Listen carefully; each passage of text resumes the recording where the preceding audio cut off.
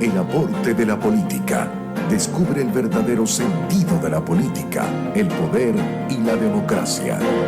Cerramos como siempre con el aporte de la política con otro invitado de lujo a quien también debemos agradecerle su compromiso que tomó para este año 2024. Es David Rico, consultor político experto en estrategia, CEO de la consultora Fábrica Política, una consultora que ha venido ganando muchísimos premios, además una consultora que se ha desarrollado en varias partes del mundo. Uno de los países que ha visitado principalmente es Ecuador. Además, bueno, David vive en Madrid y tiene toda esa experiencia de las diversidades del ejercicio de la política en todas partes del mundo, pero él sabe muchísimo de Ecuador y Ecuador ha sido noticia durante estos últimos tiempos. Sigan a David Rico en sus redes sociales, Twitter e Instagram, @DavidRicoC. Te doy el feliz año, la feliz Navidad y agradecida, bueno, mil de mi parte y de todo el equipo porque continúes con este compromiso los lunes. ¿Cómo estás, David? Bienvenido. ¿Cómo estás, María Alejandra? A todo tu equipo un abrazo y también feliz año y más bien muchas gracias a ustedes por invitarme este nuevo año a seguir con ustedes analizando lo que la política nos trae. Sí. Y bueno, sí, Ecuador también nos ha traído toda una sorpresa sobre lo que esperábamos del país para este año y lo que se está dando, ¿no? Hasta ahora. Creo que ha sido una noticia que ha dado la vuelta al mundo por las imágenes tan grotescas que se han visto, que ha saldado decenas de muertos civiles, mucha gente presa, ¿no? Pertenecientes a mafias de la droga, el narcotráfico allí en Ecuador, y también, bueno, muchos ataques a políticos, periodistas, universidades que ha dejado un poco en suspenso, no solamente en Ecuador, sino en el mundo entero, de qué es lo que pasa, ¿no? Allí. Y yo quiero tratar de resumirlo de la forma más rápida posible desde una visión de la comunicación política, ¿no? Y de qué pasó, pero no haciendo un análisis de las bandas, del crimen organizado, porque eso no es mi área, sino desde la comunicación. Exacto. Y es que primero, el presidente Noboa, hay que entender que en el 2025 se quiere reelegir. Hay unas nuevas elecciones, ya las oficiales, en donde deben reelegir toda la Asamblea Nacional y la Presidencia de la República. Bien. Hasta ahora él había competido, por decirlo de alguna forma, había participado, mejor dicho, en las elecciones con un partido nuevo, un partido sin estructura que se llamaba Acción Democrática Nacional. Bien, ADN. Era el partido que utilizó y es un partido nuevo, pequeño, sin estructura nacional, sin estructura en las regiones, muy, muy pequeño, ¿no? De hecho, fue una sorpresa que haya ganado él, que haya pasado de la primera vuelta, nadie lo esperaba, ninguna encuestadora le daba como posible ganador. Claro, pero ya venía una tragedia en la parte electoral con la muerte de uno de los candidatos que se decía que también que era el que iba a llegar. Así es. De Fernando Villavicencio. Fernando Villavicencio se erigía como el posible contendor del correísmo para la segunda vuelta. Al morir Villavicencio hay un terremoto político en el país y, bueno, termina quedando Daniel Noboa por en un periodo y gana la elección. Para terminar el periodo, por cierto, porque lo que ya venía con Lazo... Exactamente, es un periodo de un año y medio nada más. Sí, una movida tremenda en Ecuador. Así es. Bien. A todas estas, él decide, desde mi óptica, para poder potenciar su imagen ante una situación complicada en el Ecuador, en donde hay escasez de empleo, en donde los sueldos no alcanzan y en donde el crimen organizado tiene el poder control y el control del país, decidió sacar una serie de preguntas para combatir la delincuencia en el país, pero preguntas que eran muy obvias. Habían preguntas que parecían como si le estuviera pidiendo permiso a la población de hacer su trabajo. Eso generó muchas críticas dentro del país y en las redes sociales lo criticaron muchísimo por estas 11 preguntas. Dentro de esas 11 preguntas había una, por cierto, en donde le preguntaba a la población si estaba de acuerdo o no con expulsar a los extranjeros del país.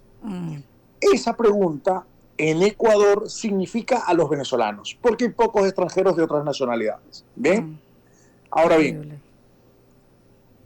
al recibir toda esa cantidad de comentarios en contra, de posturas negativas y de un vuelco importante en la imagen que venía arrastrando y hacia lo negativo, decide presentar otras preguntas, 9 preguntas distintas a las 11 anteriores, pero con mayor profundidad, ¿no?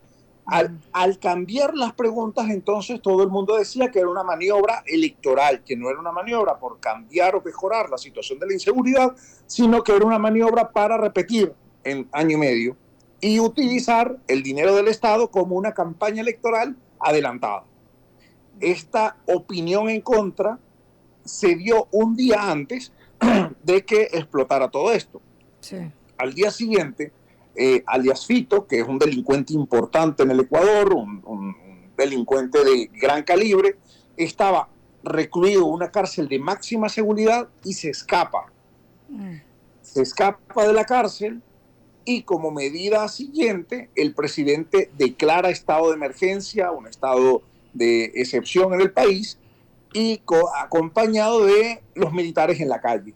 Bien, como respuesta a esta medida, las bandas organizadas deciden tomar acciones y salen a la calle de manera violenta y toman el país, como todos hemos visto, así que no voy a hablar mucho de esto. Claro. 3 días después, ya con la opinión a favor, ya con el país pidiendo a gritos que se ataque con toda fuerza a lo Bukele, a las bandas delincuenciales y todo el respaldo mediático, político y social en favor del presidente Noboa, entonces decide retomar de nuevo la idea del referéndum consultivo y evidentemente con toda la sociedad apoyando cualquier medida que vaya en contra de la inseguridad.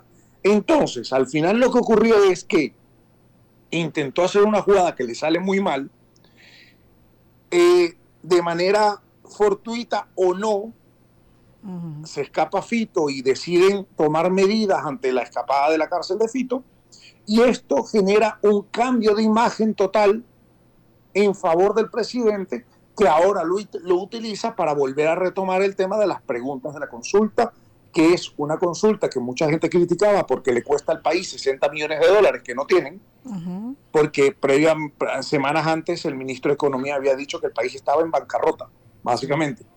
Y utilizar el dinero del Estado para una campaña en pro de esa consulta es lo que había generado una animadversión hacia el presidente hasta hace menos de una semana. Hoy, después de todos los hechos, pues obviamente tiene el respaldo popular para llevar a cabo esta consulta. Entonces, pareciera, aunque parezca dantesco, que todo lo que ocurrió fue utilizado, por no decir propiciado, pero sí utilizado por el Ejecutivo para poder llevar adelante su propuesta de consulta ciudadana. Así es, y bueno, y terminó bien parado. Fue una acción, una estrategia que aplicó bastante astutas, ¿no? Desde el punto de vista de la comunicación política, ¿cierto? Totalmente. Es que le ha servido para subir drásticamente en sus apoyos y respaldos sociales. Es decir, en todas las encuestas tú ves un crecimiento vertiginoso de Daniel Noboa gracias a lo que ocurrió ese día en donde, bueno, lamentablemente perdieron la vida muchas personas. Es verdad. Bueno, pero esto es una noticia que prácticamente continúa en desarrollo. Además, 2025 ya está allí para las próximas elecciones en Ecuador, aunque hay mucho de qué hablar en el aporte de la política este año, porque hay muchísimas elecciones en distintos países del mundo durante este año y no solamente, bueno, principalmente debería, aunque aún no tenemos fecha, que las haya en Venezuela. Así que yo te agradezco por siempre continuar con nosotros, David, en este espacio. Muchas gracias a ti.